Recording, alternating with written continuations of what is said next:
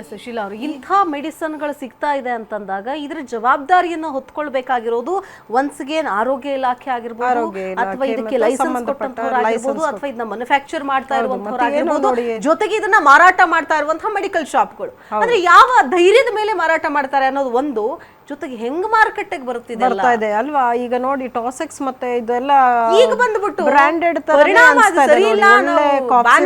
ಅನಿಸ್ತಾ ಇದೆ. ಬಟ್ ಆದ್ರೆ ಇದು ಎಷ್ಟು ಅಪಾಯಕಾರಿ ಅಂದ್ರೆ ಇದನ್ನ ತಗೊಳ್ಳೋದ್ರಿಂದ ಡ್ರಗ್ ಅಡಿಕ್ಷನ್ ತರ ಮಕ್ಕಳಿಗೆ ಡ್ರಗ್ ಅಡಿಕ್ಷನ್ ತರ ಇದು ಸಾವಿಗೆ ಒಂದು ನೇರವಾಗಿ ಅವರು ಕೊಡೋ ಥರದಲ್ಲಿ ಡೈರೆಕ್ಟ್ ಇದು ಕಿಲ್ಲಿಂಗ್ಗೆ ಮಕ್ಕಳುಗಳಿಗೆ ಅದು ಎಫೆಕ್ಟಿವ್ ತುಂಬ ಆಗುತ್ತೆ.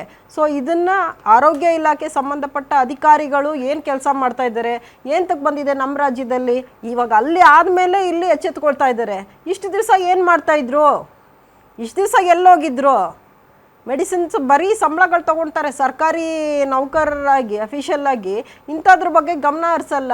ದುಡ್ಡು ಕೊಟ್ಟರೆ ಏನು ಬೇಕಾದರೂ ಮಾಡ್ಬೋದು, ಏನು ಬೇಕಾದರೂ ಕೊಡ್ಬೋದು ಮಾರ್ಕೆಟ್ಗೆ ಅಂತ ಹೇಳಿ ಡೂಪ್ಲಿಕೇಟ್ಸು ಅದೇನು ಸರಿ ಇದೆಯಾ, ಲ್ಯಾಬ್ಗಳು ಸರ್ ಹೇಳ್ದಂಗೆ ಲ್ಯಾಬ್ನಲ್ಲಿ ಟೆಸ್ಟ್ ಮಾಡಿ ಕಳಿಸ್ಬೇಕು, ಯಾವ್ದು ಎಫೆಕ್ಟಿವು, ಯಾವುದರಿಂದ ಅಪಾಯಕಾರಿ ಇದೆ ಮಕ್ಕಳುಗಳಿಗೆ. ಅದು ಮಕ್ಕಳ ವಿಚಾರದಲ್ಲಿ ಈ ಥರ ತಾರತಮ್ಯ ಮತ್ತು ಈ ಥರ ಒಂದು ಇದು ಮಾಡ್ತಾ ಇರೋದು ನಿಜವಾಗ್ಲೂ ನಮ್ಮ ಕರ್ನಾಟಕದಲ್ಲಿ ಎಲ್ಲ ಎಚ್ಚೆತ್ಕೊಂಡು ಮೆಡಿಸಿನ್ಸು. ಈಗ ಆರೋಗ್ಯ ಇಲಾಖೆ ಸಚಿವರು ಯಾರಿದ್ದಾರೆ, ಗುಂಡೂರಾವ್ ಅವರು, ಇದ್ರ ಬಗ್ಗೆ ದಿನೇಶ್ ಗುಂಡೂರಾವ್ ಅವರು ಕ್ರಮ ತಗೊಳ್ತಾರೆ. ಫುಡ್ ಅಂಡ್ ಡ್ರಗ್ ಅಡ್ಮಿನಿಸ್ಟ್ರೇಷನ್ ಅಂತ ಒಂದು ಡಿಪಾರ್ಟ್ಮೆಂಟ್ ಇದೆ, special department only for the ಫಾರ್ಮಾಸ್ಯೂಟಿಕಲ್ಗೆ.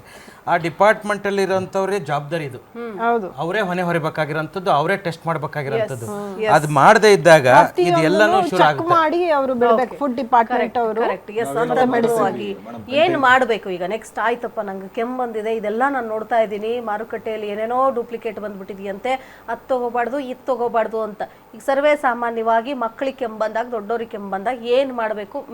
Minimum basic ನಾವು ನಾಲೆಡ್ಜ್ ಎಲ್ಲರಿಗೂ ಗೊತ್ತಿದೆ. ದಯವಿಟ್ಟು ನಾನು ಹೇಳೋದು, ಮೊಬೈಲ್ ನೋಡಬೇಡಿ, ಉತ್ತರಗಳನ್ನ ತಗೊಳ್ಬೇಡಿ ಅಂತ, ವೈದ್ಯರ ಹತ್ರ ಹೋಗಿ ಅಂತ. ಸೊ ವೈದ್ಯರ ಹತ್ರ ಹೋಗುವಂತಹ ಸಂದರ್ಭದಲ್ಲೂ ಕೂಡ ನೀವು ಹೇಳಿದ್ರಿ, ಫಸ್ಟು ಪ್ರೈಮರಿ ಇದ್ರ ಹತ್ರ ಹೋಗಿ, ಹೆಲ್ತ್ ಫಿಸಿಷಿಯನ್ ಹತ್ರ ಹೋಗಿ, ಆಮೇಲೆ ನೀವು ಸರ್ಜನ್ ಹತ್ರ ಅಥವಾ ಬೇರೆಯವ್ರ ಹತ್ರ ಹೋಗಿ ಅಂತ ಹೇಳಿ. ಅಂದ್ರೆ ನೀವು ನಿಮ್ಮ ಪ್ರಕಾರ ಏನು ಹೇಳ್ತೀರಿ ಸಲಹೆಗಳು ಅಂತ ಬಂದಾಗ ಎಲ್ಲಿ ವೈರಲ್ ಅಥವಾ ಸೀಸನಲ್ ಕೋಲ್ಡ್ ಕಾಫ್ ಇದೆ, ಫೀವರ್ ಇದೆ, ಅಲ್ಲಿ ಆದಷ್ಟು ಅವರು ಏನು ಡಯಟ್ ಪಥ್ಯಗಳಿರುತ್ತೆ, ನಮ್ಮ ಆಹಾರದಲ್ಲಿ ಏನು ಡಿಸಿಪ್ಲಿನ್ ಇರುತ್ತೆ ಅದನ್ನು ಫಾಲೋ ಮಾಡ್ಲಿಕ್ಕೆ ಸ್ಟಾರ್ಟ್ ಮಾಡಬೇಕು. ಆ್ಯಂಡ್ ಇದಕ್ಕೆ ಎಲ್ಲಕ್ಕಿಂತ ಮುಖ್ಯವಾಗಿ ಈ ರೀತಿಯಾದಂತಹ ಪದೇ ಪದೇ ಏನು cold cough fever, allergic rhinitis, allergic bronchitis, sinusitis, rhinosinusitis, ಈ ರೀತಿಯಾದಂಥ ಅಲರ್ಜಿಕ್ ಕೋಲ್ಡ್ ಕಾಫ್ಗಳೇನಿದೆ ಇದು ಬಾರದೇ ಇರೋಂಗೆ ನಾವು ನೋಡ್ಕೊಳ್ಬೇಕು ಅಂತ ಹೇಳಿದರೆ ನಮ್ಮ ರೋಗ ನಿರೋಧಕ ಶಕ್ತಿ ಮೇಲೆ ನಾವು ವರ್ಕ್ ಮಾಡಬೇಕು. ಇದು ಬರಲೇ ಇಲ್ಲ ಅಂದರೆ ಆ ಸಿರಪ್ ಇದು ಮ್ಯಾಟ್ರೇ ಬರಲ್ಲ ಅಲ್ವಾ, with due respect to allopathy. But ನಾವು ಫಸ್ಟ್ ಸರ್ ಹೇಳ್ತಿರೋ prevention is better than cure ಅಂತ, ಅಲ್ಲಿ ನಾವು ಫಸ್ಟ್ ಬಾರದೇ ಇರೋಂಗೆ ಮಾಡ್ಕೊಳ್ಬೇಕು ನಮ್ಮ. ಸೊ ಏನು ಮಾಡಬೇಕು ಅಂತ ಬಂದಾಗ, ಈಗ ನೋಡಿ ಮಕ್ಕಳಿಗೆ ಐಸ್ ಕ್ರೀಮ್ ಇಷ್ಟ ಅಂತ ಹೇಳಿ ನೈಟ್ 10 ಗಂಟೆಗೆ ಐಸ್ ಕ್ರೀಮ್ ಕೊಡುವಂಥದ್ದು ಫಸ್ಟ್ ಪೇರೆಂಟ್ಸಿಗೆ ಇಷ್ಟ ಇರುತ್ತೆ. ಅವ್ರು ತಿಂತಾ ಇರ್ತಾರೆ, ಮಕ್ಕಳು ನೋಡಿ ಅವ್ರನ್ನೂ ತಿಂತಾರೆ, ನಾಳೆ ಬರುತ್ತೆ ಕೆಮ್ಮು, ಯಾಕೆ ಬರಲ್ಲ ಅಲ್ವಾ? ಹಂಗಂತೇಳಿ ನಾವು ಐಸ್ ಕ್ರೀಮನ್ನು ಬ್ಯಾನ್ ಮಾಡಬೇಕು, ಐಸ್ ಕ್ರೀಮಲ್ಲಿ ಕಾಫ್ ಬಂದೇ ಬರುತ್ತೆ, ಏನು ಮಾಡ್ಲಿಕ್ಕೆ ಆಗಲ್ಲ ಅಲ್ವಾ? ಎಂಥ ದೊಡ್ಡದು ಆಲ್ಕೋಹಾಲೇ ಬ್ಯಾನ್ ಮಾಡ್ಲಿಕ್ಕೆ ಆಗ್ತಿಲ್ಲ ಇವ್ರ ಕೈಯಲ್ಲಿ, ಅದರಿಂದ ಏನೇನೋ ಆಗುತ್ತೆ, ಲಿವರ್ ಹಾಳಾಗುತ್ತೆ, ಫುಲ್ ಬಾಡಿನೇ ಹಾಳಾಗುತ್ತೆ. ಸೊ ಕೋಲ್ಡ್ ಐಟಮ್ಸ್ ಇರಲಿ, ತುಂಬ ಚಾಕ್ಲೇಟ್ಸ್ಗಳು ತಿಂತಾ ಇರ್ತಾರೆ ಕಂಟಿನ್ಯೂಸ್ ಆಗಿ, ತುಂಬ ಸ್ವೀಟ್ ಇರುತ್ತೆ, ಕೆಮ್ಮು ಬರುತ್ತೆ ಡೆಫಿನೆಟ್ ಆಗಿ, ಅಲ್ಲಿ ರೋಗ ನಿರೋಧಕ ಶಕ್ತಿ ಕಾಂಪ್ರಮೈಸ್ ಆಗೇ ಆಗುತ್ತೆ ಡೆಫಿನೆಟ್ಲಿ, ಆಗಿ ಅವ್ರಿಗೆ ತೊಂದರೆ ಬಂದೇ ಬರುತ್ತೆ.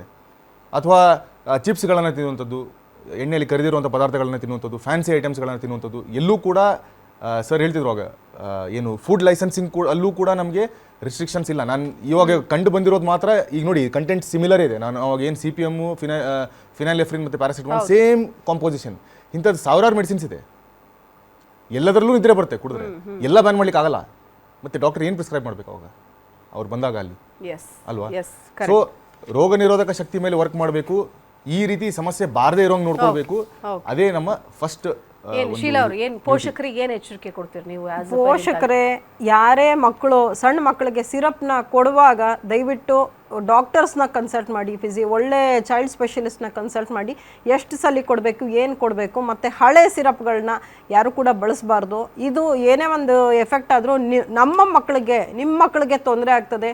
ದಯವಿಟ್ಟು ಒಂದು ಮಕ್ಕಳಿಗೆ ಕೊಡುವಾಗ ಕಾಫ್ ಸಿರಪ್ಗಳನ್ನ ವಿಚಾರಣೆ ಮಾಡಿ ಕೊಡಿ, ಮತ್ತು ಅದರಿಂದ ಏನು ಸೈಡ್ ಎಫೆಕ್ಟ್ ಆಗ್ತಿದೆ ಮಗುವಿಗೆ ಅದ್ರ ಬಗ್ಗೆ ಆಸ್ ಅ ಫಿಸಿಷಿಯನ್ ಆಗಿ ಏನು ಸಜೆಷನ್ ಕೊಡ್ತೀರಿ ಸರ್? ನಾನು ಹೇಳೋಂಥದ್ದು ರೂಟ್ ಕಾಸು ಮೇನ್ ಅಂದರೆ ಈ ಎಂದರು ಫುಡ್ ಆ್ಯಂಡ್ ಡ್ರಗ್ ಅಡ್ಮಿನಿಸ್ಟ್ರೇಟಿವ್ ಡಿಪಾರ್ಟ್ಮೆಂಟಲ್ಲಿ ಮೊನ್ನೆ 6 months ಬ್ಯಾಕು ಲೈಸೆನ್ಸಿಂಗ್ಗೋಸ್ಕರನೇ ಲೋಕಾಯುಕ್ತ ಟ್ರ್ಯಾಪ್ ಆಗಿರೋದು ಅವ್ರ ಆಫೀಸಲ್ಲೇ ಆಗಿರೋಂಥದ್ದು. ಎಲ್ಲಿ ವಿಧಾನಸೌಧ ಎದುರುಗಡೆ ಇರುವಂಥ ಫುಡ್ ಆ್ಯಂಡ್ ಡ್ರಗ್ ಅಡ್ಮಿನಿಸ್ಟ್ರೇಷನ್ ಆಫೀಸಲ್ಲಿ ಅಡಿಷನಲ್ ಡ್ರಗ್ ಕಂಟ್ರೋಲರ್ನ ಈ ಲೈಸೆನ್ಸ್ ಕೊಡೋದಕ್ಕೇ ದುಡ್ಡು ತೊಗೊಳಕ್ಕೆ ಹೋಗಿ ಟ್ರ್ಯಾಪ್ ಆಗಿ ಜೈಲಿಗೆ ಹೋಗ್ಬಿಟ್ಟಿದ್ದಾರೆ.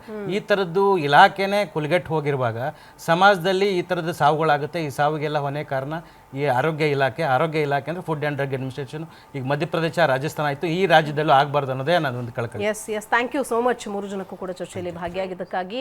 ವೀಕ್ಷಕರೇ, ಸಾವು ಅನ್ನೋದು ಕಟ್ಟಿಟ್ಟ ಬುತ್ತಿ, ಹಾಗಂತ ಅದನ್ನು ನಾವೇ ತಂದುಕೊಳ್ಳೋದಿದೆಯಲ್ಲ, ಅದು ನಿಜಕ್ಕೂ ಶತದಡ್ಡತನ. ಅದರಲ್ಲೂ ನಮ್ಮ ಮಕ್ಕಳಿಗೆ ನಾವು ಪಾಯ್ಸನ್ ಕೊಡ್ತಾ ಇದ್ದೀವಿ ಅನ್ನುವಂತಹ ಅರಿವು ನಮಗೆ ಬರಬೇಕು. ಸಿಕ್ಕಲ್ಲಿ ಬೇಕಾಬಿಟ್ಟಿ ಯಾವುದೋ ಒಂದು ಮೆಡಿಕಲ್ ಶಾಪಲ್ಲಿ ಬೇಗ ವಾಸಿ ಆಗಿಬಿಡಬೇಕು ಅಂತ ಮಕ್ಕಳಿಗೆ ಕಾಫ್ ಸಿರಪ್ನ ದಯವಿಟ್ಟು ಕೊಡಬೇಡಿ. ಅದ್ರ ಜೊತೆಗೆ ಗೂಗಲ್ ಮಾಡಬೇಡಿ. ಗೂಗಲ್ ಕೊಟ್ಟಂತಹ ರೆಫರೆನ್ಸ್ಗಳು ಕೊಟ್ಟಂತಹ ಮೆಡಿಸನ್ನ ದಯವಿಟ್ಟು ತಗೋಬೇಡಿ.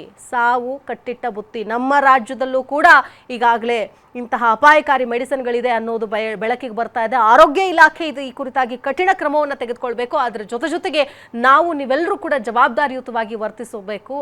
ಅದು ಯಾವ ರೀತಿ ಅಂತಂದರೆ, ದಯಮಾಡಿ ಸಮಸ್ಯೆ ಬಂದಾಗ, ಕಾಯಿಲೆ ಅಂತ ಬಂದಾಗ ಸೂಕ್ತ ತಜ್ಞ ವೈದ್ಯರ ಹತ್ರ ಹೋಗಿ ಪರಿಶೀಲನೆ ಮಾಡಿಸ್ಕೊಂಡು ಅವ್ರು ಕೊಟ್ಟಂತಹ ಒಂದು ಸಿರಪ್ಗಳಾಗಿರ್ಬೋದು ಅಥವಾ ಪ್ರಿಸ್ಕ್ರಿಪ್ಷನ್ ಆಗಿರ್ಬೋದು ತಗೊಳ್ಳಿ. ಇಲ್ಲ ಅಂತಂದರೆ ನಮ್ಮ ಮಕ್ಕಳಿಗೆ ನಾವೇ ವಿಷ ಹಾಕಿ ಸಾಯಿಸಿದಂಗೆ ಆಗುತ್ತೆ.